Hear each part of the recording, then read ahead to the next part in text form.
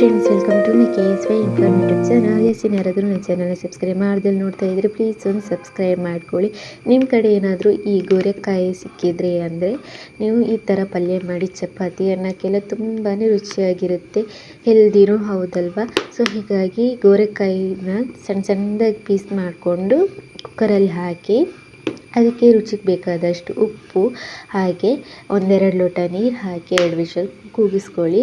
ಅದಾದಮೇಲೆ ಇವಾಗ ನಾವು ಮಸಾಲೆಗೆ ರೆಡಿ ಮಾಡ್ಕೊಳ್ಬೇಕು. ಈ ಕಡೆ ಮಸಾಲೆಗೆ ಒಂದು ಕಪ್ ಆಗುವಷ್ಟು ಶೇಂಗಾ ಬೀಜನ ಹಾಕ್ಕೊಳ್ಳಿ ಮಿಕ್ಸಿ ಜಾರಿಗೆ. ಅದಾದಮೇಲೆ ಅರ್ಧ ಟೀ ಸ್ಪೂನ್ ಆಗುವಷ್ಟು ಜೀರಿಗೆ, ಹಾಗೆ ಶುಂಠಿ ಬೆಳ್ಳುಳ್ಳಿ, ಒಂದು 4 ಬೆಳ್ಳುಳ್ಳಿ, ಒಂದೆರಡು ತುಂಡು ಶುಂಠಿನ ಹಾಕ್ಕೊಳ್ಳಿ. ಅದಾದಮೇಲೆ ಒಂದು 4-5 ಖಾರ ಜಾಸ್ತಿ ಬೇಕು ಅಂದರೆ ಜಾಸ್ತಿನೇ ಹಾಕ್ಕೊಳ್ಳಿ, 4-5 ಬ್ಯಾಡಗೆ ಮೆಣಸನ್ನ ಹಾಕ್ಕೊಂಡು ಹಾಗೆ ಸ್ವಲ್ಪ ಬೆಲ್ಲ ಹಾಕ್ಕೊಳ್ಳಿ.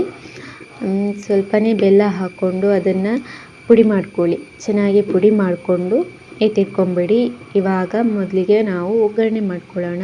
ಒಂದು ಬಾಣಲೆ ತಗೊಂಡು ಅದಕ್ಕೆ 2 ಸ್ಪೂನ್ ಆಗುವಷ್ಟು ತೆಂಗಿನ ಎಣ್ಣೆನ ಹಾಕ್ಕೊಳ್ಳಿ, 1 ಸ್ಪೂನ್ ಆಗುವಷ್ಟು ಸಾಸಿವೆ, ಹಾಗೆ ಒಂದು ಅರ್ಧ ಟೀ ಸ್ಪೂನ್ ಆಗುವಷ್ಟು ಜೀರಿಗೆ, ಒಂದೆರಡು ಬ್ಯಾಡಗೆ ಮೆಣಸನ್ನ ಕಟ್ ಮಾಡಿಬಿಟ್ಟು ಹಾಕ್ಕೊಳ್ಳಿ. ಅದಾದಮೇಲೆ ಒಂದು ದೊಡ್ಡ ಗಾತ್ರದ ಈರುಳ್ಳಿನ ಕಟ್ ಮಾಡಿಬಿಟ್ಟು ಹಾಕ್ಕೊಳ್ಳಿ, ಸಣ್ಣದಾದರೆ 2 ಹಾಕ್ಕೊಳ್ಳಿ. ಕಟ್ ಮಾಡಿಬಿಟ್ಟು ಹಾಕ್ಕೊಂಡು ಅದಕ್ಕೆ ಸ್ವಲ್ಪ ಕರಿಬೇವು ಒಗ್ಗರಣೆಗೆ ಹಾಕ್ಕೊಂಡು ಚೆನ್ನಾಗಿ ಒಂದು ಸಲ ಬಾಡಿಸ್ಕೊಳ್ಳಿ. ಈರುಳ್ಳಿ ಚೆನ್ನಾಗಿ ಒಂದು ಸಲ ಬಾಡಿಸ್ಕೋಬೇಕು.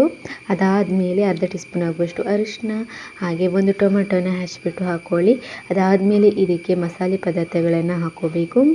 1 ಟೀ ಸ್ಪೂನ್ ಆಗುವಷ್ಟು ಧನಿಯಾ ಹುಡಿ, ಹಾಗೆ 1 ಟೀ ಸ್ಪೂನ್ ಆಗುವಷ್ಟು ಗರಂ ಮಸಾಲ ಹುಡಿನ ಹಾಕ್ಕೊಳ್ಳಿ, ಹಾಗೆ ಒಂದು ಅರ್ಧ ಟೀ ಸ್ಪೂನ್ ಆಗುವಷ್ಟು ಅಚ್ಕಾರದ ಹುಡಿನ ಹಾಕ್ಕೊಳ್ಳಿ. ಅದನ್ನು ಹಾಕ್ಕೊಂಡು ಚೆನ್ನಾಗಿ ಫ್ರೈ ಮಾಡ್ಕೊಳ್ಳಿ. ಚೆನ್ನಾಗಿ ಫ್ರೈ ಮಾಡ್ಕೊಂಡ್ಮೇಲೆ ಆವಾಗಲೇ ಬೇಯಿಸ್ಕೊಂಡಿದ್ದೀವಿ ನೋಡಿ ಗೋರೆಕಾಯಿನ, ಬರೀ ಗೋರೆಕಾಯಿನ ಹಾಕ್ಕೊಳ್ಳಿ. ನೀರು ಉಳಿದಿದ್ರೆ ಹಾಗೆ ಎತ್ತಿಟ್ಕೊಂಡ್ಬಿಡಿ ಇವಾಗ.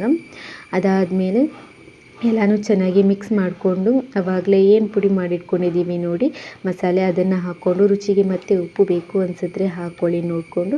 ಅದಾದಮೇಲೆ ಒಂದು ಅರ್ಧ ಕಪ್ ಆಗುವಷ್ಟು ಕಾಯಿ ತುರಿ ಹಾಕಿ ಕೊನೆಗೆ ಕೊತ್ತಂಬರಿ ಸೊಪ್ಪು ಹಾಕಿ ಮಿಕ್ಸ್ ಮಾಡಿದರೆ ಆಯಿತು, ಗೋರೆಕಾಯಿ ಪಲ್ಯ ರೆಡಿನೇ ಆಗೋಗುತ್ತೆ. ಚಪಾತಿಗಂತೂ ಬೆಸ್ಟ್ ಕಾಂಬಿನೇಷನ್ ಆಗಿರುತ್ತೆ, ಅನ್ನಕ್ಕೂ ಸೂಪರಾಗೇ ಇರುತ್ತೆ.